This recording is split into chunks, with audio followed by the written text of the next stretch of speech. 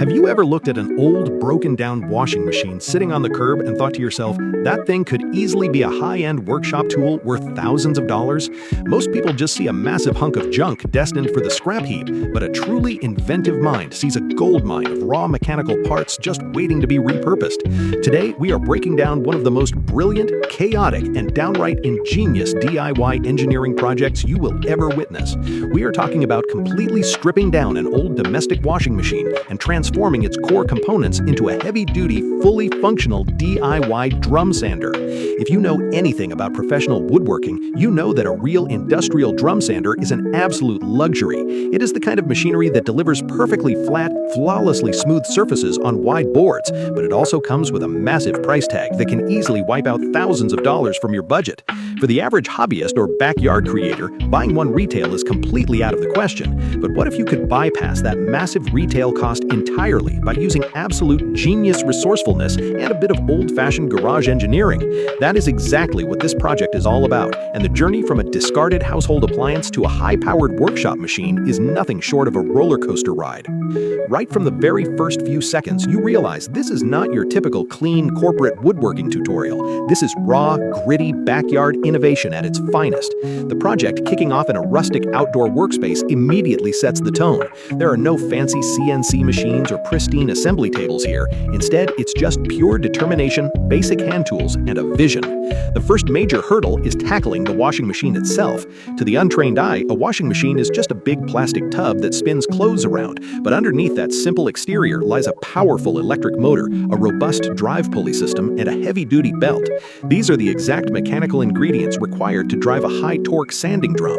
The disassembly process is a masterclass in scavenging. You watch as the outer plastic casing is systematically cut away and dismantled, revealing the internal mechanical skeleton. Every single screw, bracket, and wire has to be carefully evaluated. The prize everyone is looking for is that central electric motor and its matching pulley system. Once the motor is successfully extracted from the depths of the appliance, the real engineering challenges begin to mount.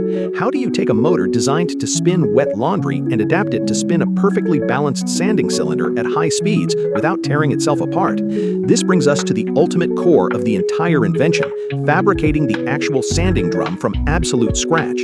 This is where the project shifts from basic scavenging to highly creative fabrication. To create a functioning drum sander, you need a perfectly round, perfectly balanced cylinder mounted on a solid steel shaft. Instead of ordering an expensive, precision-machined aluminum roller online, the builder opts for a brilliant low-cost alternative. The process begins by cutting out a series of identical wooden circular discs. These discs are meticulously cut from thick wooden plywood sheets using a hole saw or a bandsaw. To make the drum wide enough to handle substantial pieces of lumber, you need dozens of these wooden circles stacked tightly together. This creates an incredibly dense, solid wooden cylinder. Each disc has a hole drilled directly through its precise geometric center to accommodate the main steel drive shaft. The shaft itself is a heavy piece of solid steel rod that must spin perfectly straight. Any slight deviation, even a fraction of a millimeter, would cause the entire machine to vibrate violently during operation, ruining the wood and potentially destroying the bearings. Once all the wooden discs are stacked onto the steel shaft, they need to be permanently bonded together and secured to the rod.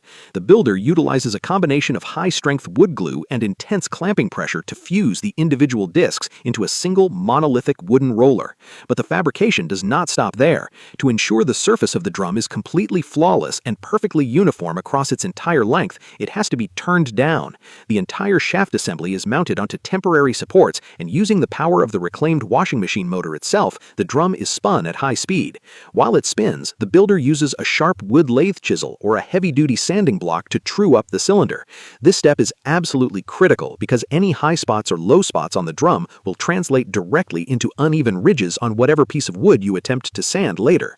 Witnessing this rough stack of plywood circles gradually transform into a perfectly smooth, glittering cylinder of uniform diameter is incredibly satisfying to watch. It's the exact moment where a pile of scrap pieces begins to genuinely look like a high-performance industrial tool. Once the main sanding drum is perfectly trued and balanced, it's time to wrap it in its primary weapon, heavy grit sandpaper. This is done by cutting long diagonal strips of abrasive sanding paper and wrapping them tightly around the wooden cylinder in a continuous spiral pattern.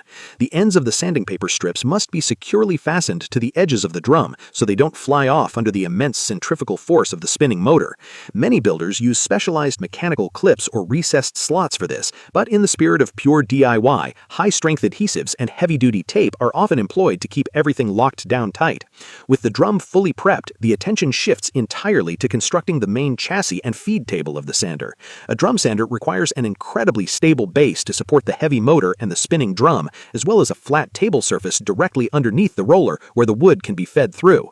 The builder constructs a robust box-like frame entirely out of thick wooden panels using high-performance cyanoacrylate, commonly known as CA glue, along with heavy-duty screws to assemble the uprights. As the machine rapidly comes together, the overall mechanical layout becomes completely clear, revealing a classic belt-driven configuration. The heavy washing machine motor is mounted securely to the base of the wooden frame, while the sanding drum shaft is positioned directly above it, resting on a pair of smooth pillow block bearings. The original belt drive from the washing machine is then stretched between the small pulley on the motor shaft and the larger pulley attached to the end of the sanding drum shaft.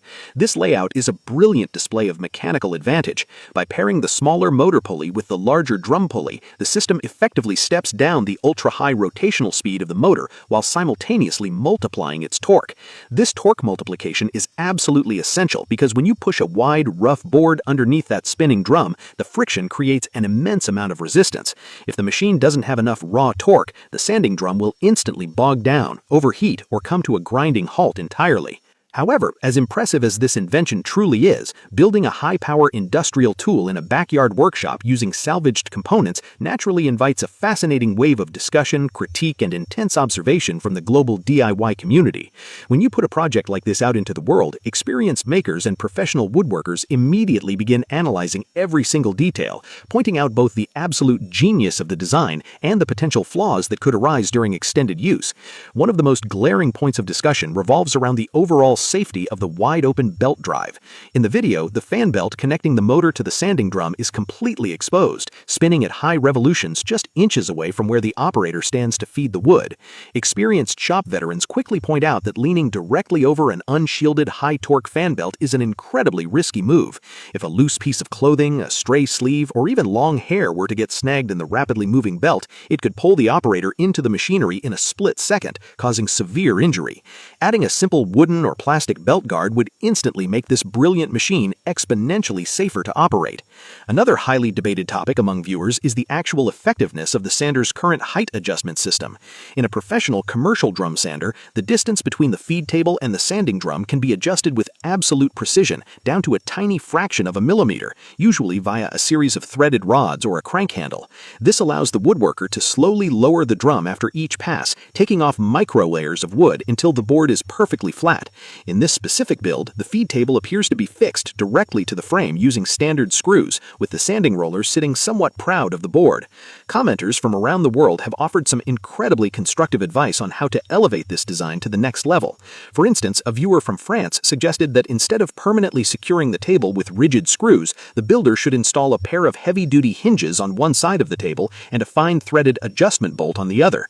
This simple modification would create a pivoting bed, allowing the operator to adjust the sanding depth with extreme precision before every single pass, transforming it from a rough tool into a true precision instrument. There are some highly technical questions raised regarding the internal construction of the drum itself. A few eagle-eyed viewers noticed that while the wooden discs were glued together tightly, there didn't